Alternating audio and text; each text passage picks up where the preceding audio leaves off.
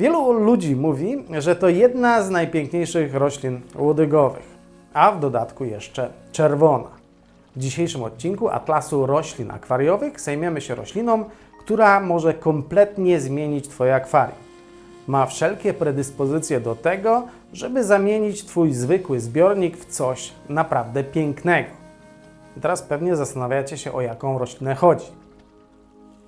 Dodam, że nie chodzi o tą czerwoną roślinę, czyli limnofilię, a o Rotale macrandrę.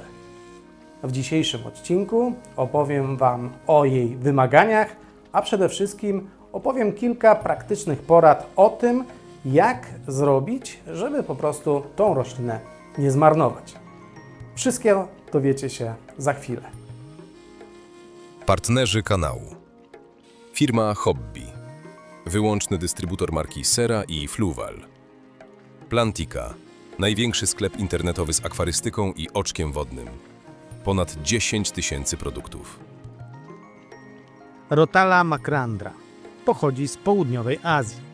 Naturalnie występuje głównie w Indiach, Bangladeszu i Sri Lance. W płytkich, wolno płynących wodach, okresowo zalewanych polach i brzegach rzek. Należy do rodziny Lythraceae, czyli tej samej, do której zaliczamy m.in. rośliny bagienne i wiele gatunków tolerujących zmienne poziomy wody. To dość ważne, bo to tłumaczy jej charakter. W naturze rośnie zarówno w formie całkowicie zanurzonej, jak i emersyjnej. W akwarium oczywiście mamy do czynienia z formą podwodną, która jest bardziej wymagająca i zdecydowanie bardziej efektowna wizualnie. Rotala macrandra to typowa roślina łodygowa, ale o wyjątkowo dużych, delikatnych liściach. Według mnie, i teraz tak sobie myślę, że ta rotala ma największe liście ze wszystkich rotali, jakie znam. W zależności od odmiany hodowlanej, klasycznej green czy czerwonej, wysokość tej rośliny w akwarium wynosi zazwyczaj od 20 do 50 cm.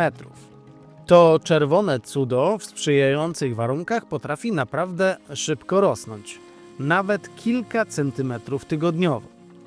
Szerokość pojedynczej łodygi z liśćmi to około 4 do 8 cm. No sami przyznacie, że jak na rotale to naprawdę dość szeroka roślinka. Liście są cienkie, owalne, często lekko pofalowane. To, co czyni ją wyjątkową, to jej kolor. Przy mocnym świetle i odpowiednim nawożeniu potrafi wybarwić się na intensywnie czerwony kolor, róż, a nawet purpurę. Przy słabym świetle i nieodpowiedniej barwie tego światła robi się oliwkowa lub jasnozielona. I tutaj chyba wiele osób się rozczaruje. I tutaj taka mała ciekawostka, dlatego że pewnie wielokrotnie już zastanawialiście się, dlaczego niektóre rośliny, takie można powiedzieć zielone, po jakimś czasie robią się czerwone. Czerwony kolor to efekt produkcji antocyjanów, które rośliny wytwarzają jako ochronę przed intensywnym światłem. Czyli im więcej światła o dobrej barwie, tym większa szansa na spektakularne barwy. Ale oczywiście jeśli reszta parametrów za tym światłem nadąży. Jak wszyscy wiemy, duże ilości światła bez odpowiedniego nawożenia, bez suplementacji CO2 po prostu daje glony, a nie szybki wzrost. Może tutaj teraz będzie w tym momencie takie trochę lekkie rozczarowanie, ale niestety tak jest.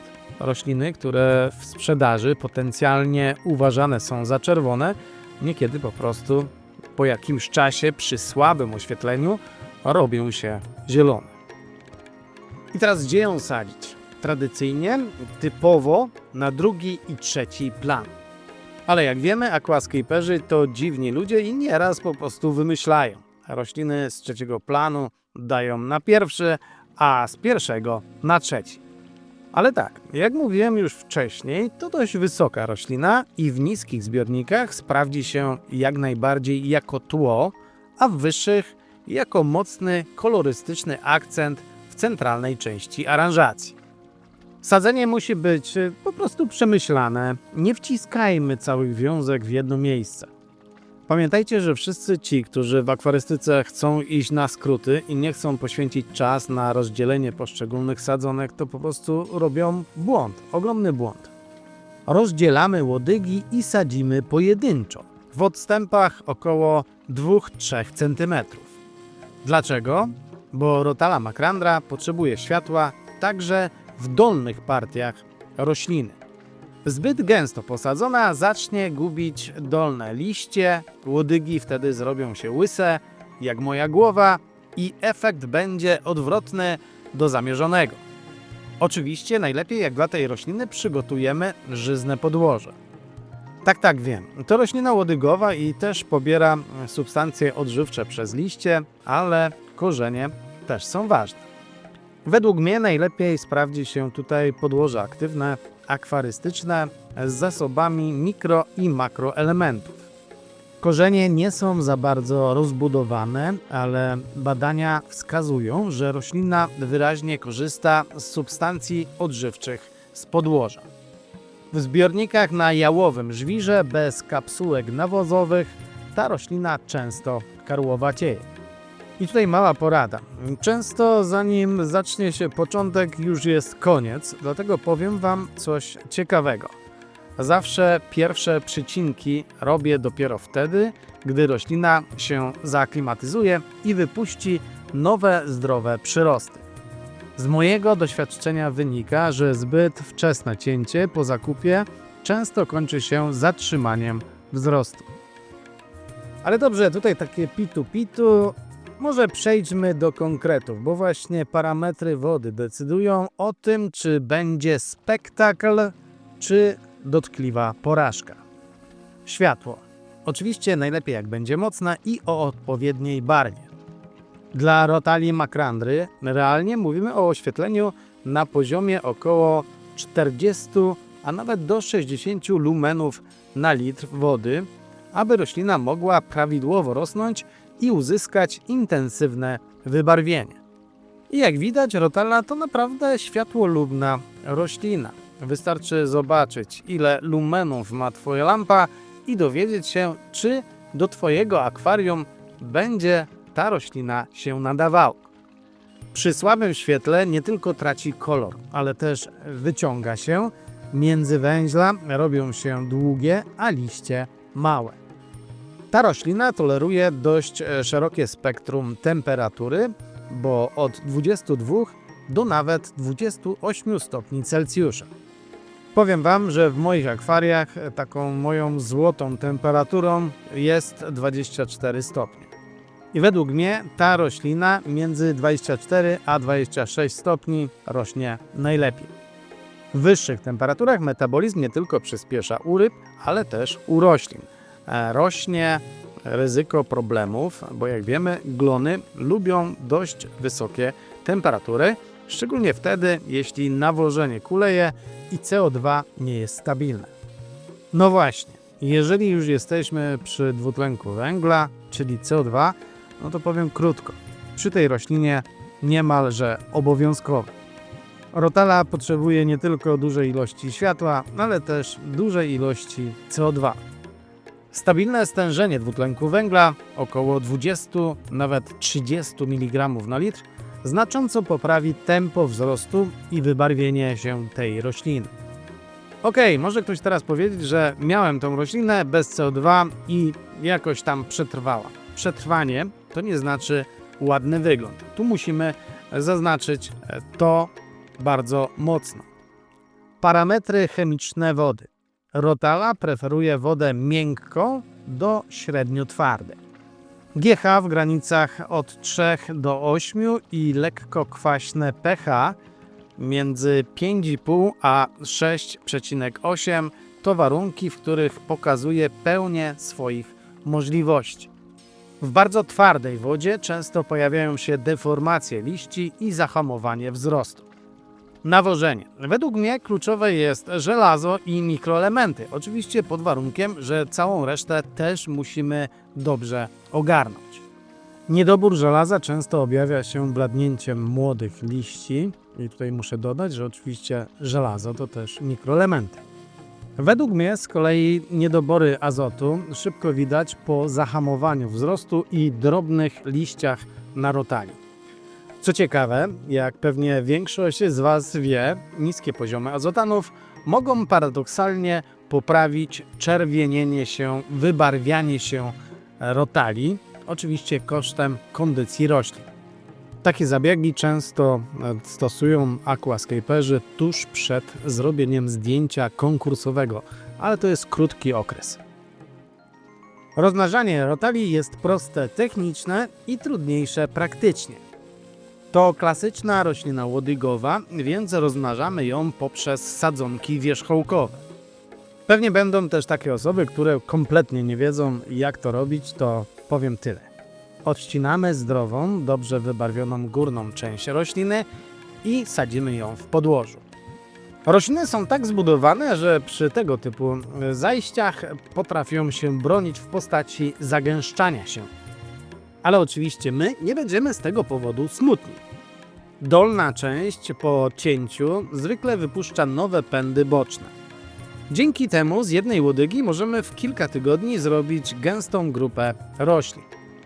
Warto jednak tutaj w tym miejscu pamiętać, że świeżo przycięte sadzonki są wrażliwe na wahania parametrów wody.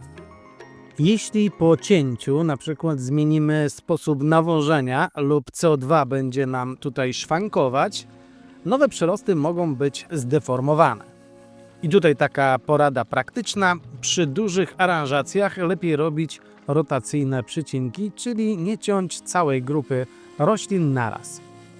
Możemy zostawić część wysokich łodyg, żeby nie zaburzyć równowagi biologicznej i nie wywołać na przykład wysypu glonów. Słuchajcie, nie będę owijał w bawełnę. Rotala macrandra to dość trudna roślina. Wymaga stabilnego, najlepiej dojrzałego zbiornika, mocnego światła, regularnego nawożenia i dobrej kontroli CO2. Według mnie to nie jest chyba gatunek do świeżo założonego akwarium, lepiej posadzić ją nieco później. Najczęstsze problemy to gubienie dolnych liści, skręcanie się młodych przyrostów i zielenienie zamiast czerwieni. Z mojego skromnego doświadczenia wynika, że w 90% przypadków przyczyną jest brak równowagi między światłem, CO2 i nawożeniem. Ale jeśli opanujemy te elementy, efekt wizualny jest absolutnie topowy. W profesjonalnych aranżacjach konkursowych bardzo często pojawia się odmiana rotali macrandry właśnie ze względu na intensywny kolor i delikatną strukturę liści. Rotala też trochę uczy cierpliwości i pokazuje nam, czy nasze akwarium jest naprawdę stabilne. Niestety nie wybacza chaosu w nawożeniu ani zaniedbań w podmianach wody. Ale kiedy wszystko działa jak trzeba, odwdzięczy się nam kolorem, którego nie da się pomylić z żadną inną rośliną łodygową. Powiedziałbym, że ta roślina jest dla średnio zaawansowanych, a nawet zaawansowanych akwarystów, którzy mają już opanowane podstawy prowadzenia zbiornika roślinnego. Czy Twoje akwarium jest stabilne? Dobre pytanie. I właściwie może posadzenie tej rośliny odpowie Ci na to pytanie. A po tym też, czy będzie ta roślina wyglądać przeciętnie czy wybitnie, dowiesz się, na jakim poziomie jest Twoja wiedza roślinna. Dlatego, że w dopracowanym akwarium staje się centralnym punktem całej aranżacji. I jeszcze raz powiem, jeżeli myślisz o wejściu na poziom wyżej w nawożeniu i wiedzy o roślinach akwariowych, to właśnie świetny test Twoich umiejętności. Oczywiście, jak zwykle, czekam na Wasze komentarze, czy mieliście tą roślinę, czy były sukcesy, czy raczej trudna relacja między Tobą a rotalą macrandrą. Napiszcie też, jaką byście kolejną roślinę widzieli w naszym atlasie roślin akwariowych. Dzisiaj to by było na tyle. Zapraszam już na kolejny odcinek, który jak zwykle w sobotę o 10:00. Powodzenia, akwaryści!